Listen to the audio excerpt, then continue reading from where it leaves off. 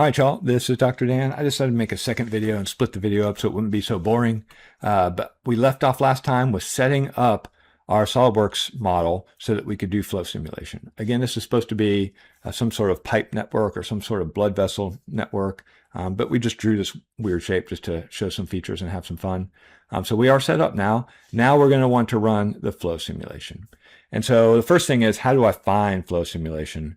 And if you've installed it correctly, like you should have, it will be here eventually. Usually what I like to do, just to make sure you see what's going on, is if we go to Tools, and then you might have to scroll all the way down, but there's this thing that's Add-ins. So I'm going to open up the menu Tools, Add-ins. And so you can see here's all the stuff that can be added in to SOLIDWORKS. Okay, and so you can see we have SOLIDWORKS simulation. And so that is finite element simulation. That is not flow simulation. And so you can see it loads during startup, and it took 5 seconds to load. You know, in this class, I'm not interested in using simulation, so I'm going to not have it load on startup. And also, I'm going to uncheck it now, which means it will unload from memories and won't be part of the active add-ins. Okay, but I do want flow simulation down here, SOLIDWORKS flow simulation. So I'm going to check that. If I want, I could load it at startup. You know, if you're running flow simulation all the time, then yeah, you probably want to load it at startup. If you're not, you probably don't. So I'm going to keep it off now, but that just means I'm going to need to come to this menu every time I open SOLIDWORKS and click on this to run flow simulation, right? So I'm going to hit OK. And so what you'll see happen will be in this menu or these tabs up here. And so simulation went away and flow simulation showed up. So I'm going to click on flow simulation. Okay, and we're going to use the wizard to do our flow simulation. And so there's a lot of cool things here that we can do with flow simulation. We're going to keep it fairly simple. If in the future you want to explore like adding other stuff like, you know, heat transfer and all that, go for it. But right now we're going to stick to something that's fairly simple, just solid walls, just fluid flowing through here. Okay, and we'll go ahead and hit next. You can choose whichever system of measurement you want, what units you want to use. I think all the defaults are just fine. We're just using SI. So I'm going to hit next. And here's where you can choose some different things, right? So fluid flow, conduction, if you're doing heat dependence, gravity, if we want to see the effect of gravity. And so you would have to draw on your blood vessel or pipe network, considering that one direction was the direction of gravity. We can do a time-dependent simulation, which would be good if we're thinking about blood vessels because your heart pumps in a time-dependent manner. However, for this class, this is our first time running flow simulation, so we're not going to use time-dependent. We're just going to do steady-state simulation. There's nothing going to be happening in our simulation with respect to time. So those are all fine. We're just going to do fluid flow. The one thing we're going to want to change is we're going to want to change the analysis type from external to internal. Internal is what we have drawn. In other words, we want to simulate the flow inside our solid object.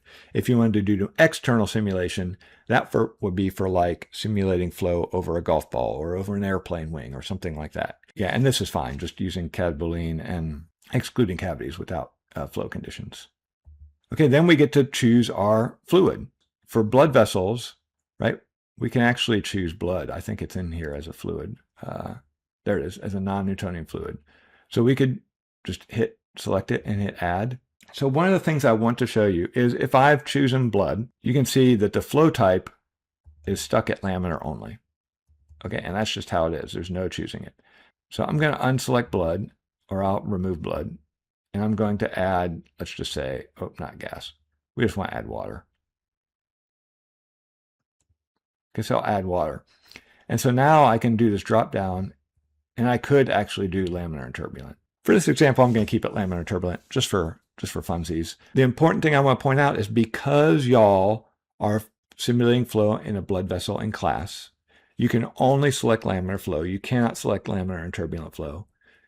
It's important to recognize you will never see any turbulent flow in your flow simulation. So if you're looking for it, too bad, because you won't see it. Okay, I'm only able to choose it because I'm doing water for this. We hit next. We can define wall conditions, roughness. I did tell you there's a certain roughness to use for the wall, so you'd set that up. I'm just going to keep the defaults for now. Some of the thermodynamic parameters, these actually don't matter a ton right now. I mean, you could set body temperature, but because we're not doing a conductive or heat transfer, it's not really going to matter. So then we just hit finish. Okay, and it then calculates, it shows us all the simulation volume through its bounding box. And this is called the computational domain. And so that's nice that we can see that, okay, it seems to be reasonable. It seems to be encompassing our blood vessel correctly. But, I don't want to see it anymore. So I'm going to right click it and I'm going to hit hide on this and get rid of it. The other thing I don't want to see anymore is this stupid XYZ axes. Okay, so I can actually right click on project and go down here to hide global coordinate system. Again, because it just doesn't matter for us. So we've set up flow simulation, kind of. It's almost ready to run. And so the only thing we need to add now is our boundary conditions. Okay, so the side walls here already have boundary conditions that they're walls. What we need to set up is the inlets and the outlets.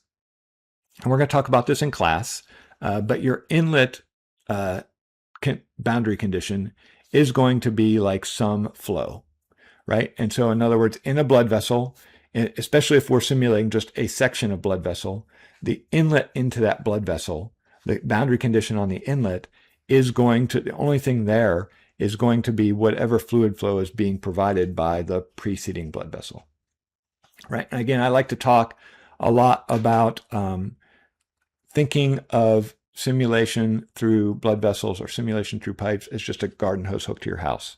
So the boundary condition at your house is a flow rate you're being given, right? And so for all our entrances into the pipes, we're going to use a boundary condition of flow rate.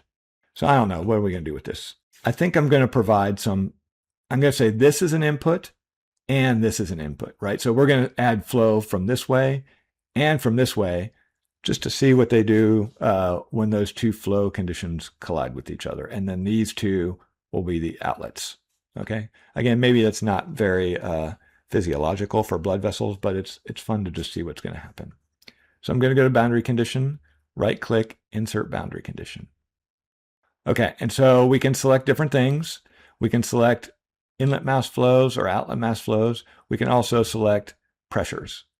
Okay, so we're going to give it an inlet mass flow. You could give it inlet volume flow too if you wanted. It doesn't really matter as long as you know what you're putting in there. And so first thing I need to do is select where the mass flow is coming from. So we're going to select a surface. And the surface for us is going to be this inner surface of that lid, just like that. Okay. And then we give it a value. I don't know what a good value is. Kilograms per second of water. I maybe want a little more. So I'm going to do 0.01 kilograms per second. You can give it different types of flow. You can even make sure it's fully developed already when it gets there, which just means that there won't be this initial buildup at the start. And so I'm gonna choose fully developed, assuming like this pipe continued on for a while before that. And so that's usually a decent assumption for when you're doing blood vessels too, right? Because there was previous blood vessel before this, so it's probably going to be fully developed.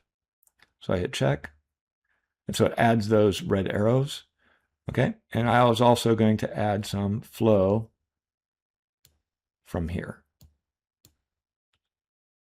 So go to insert boundary condition, same thing. I'm going to check the inside of that lid. This one I'll make a little bit smaller. I'm going to take 1 0 off there. Again, I'm going to do fully developed and hit check. Okay, so those are our inlet conditions. Now for our outlet conditions. So the outlet boundary conditions we're going to set as pressures. Okay, again, if you think about your hose hooked up to your house, the outlet of the hose, the boundary condition is just the atmospheric air pressure, right? And so that's what we're going to sit here. Like if we're doing a blood vessel, the outlet boundary condition, a section of blood vessel anyway, the outlet boundary condition is the back pressure that's basically from all the other blood vessels down further. Okay, so we're going to do the same thing here. We're going to insert boundary condition. And so we could do these separately, or we can do them together. And so I'm going to do them together. Since we did the other two separately, I'm going to do them together. I'm going to say they're going to have the same outlet pressures. Right there and there. And so it's going to be a pressure opening. You can choose either of these. It doesn't really matter. We'd set the pressure to be whatever we want, right? So if we knew what the pressure was supposed to be, I'm just going to change it to 100,000 because that's close enough just to prove that you can change it. And so it doesn't really matter as long as that number is correct. Okay, so I'm going to hit check. And so it does those double blue arrows to signify that they are pressure openings. Okay, we are ready to run flow simulation. So I'm going to go ahead and click run. What's going on is it has to do a mesh first. Okay, and so what a mesh means, it decides what finite elements to build so that it can do its calculation. And so if you're running a new simulation, you're almost always going to do a mesh. And then we want to solve it. One thing that you will run into is sometimes when you run the simulation and then you make some changes and then try to run it again, it will try to continue calculation. You do not want to continue calculation for this class. Everything you're going to want to do, you're going to want to do a new calculation. The reason you might do continue calculation is because sometimes you might be doing some super complicated stuff that takes like days to run or something, right? And so you don't want to always start new if something small changed. And so there might be a good reason to do continue calculation. Okay, but every time we run it, it's only going to take a minute maybe or two. And so we're just always going to solve a new calculation. I'll go ahead and hit run. And this will bring up a window over here that tells us about what's going on. And so the first thing it's doing is this mesh process. Right, and so it did the mesh, and you can see it made 24,000 fluid cells. So it's doing calculation on 24,000 finite elements to do the CFD calculation. And so it's doing all these iterations, and that's how it does it. It iterates in order to find the final calculation. None of the previous iterations matter. Only the final iteration is the only one that actually matters. Okay, so it finally finished. Mine took a little bit longer than I expect yours will take because mine's just a more complicated setup than what you'll be doing for class. Right, so it took me like a minute 40 seconds or something like that. Okay, so solver is finished, so I can close that. And the results are here. And so now that we've run the flow simulation, now it's just a chance to look at the results.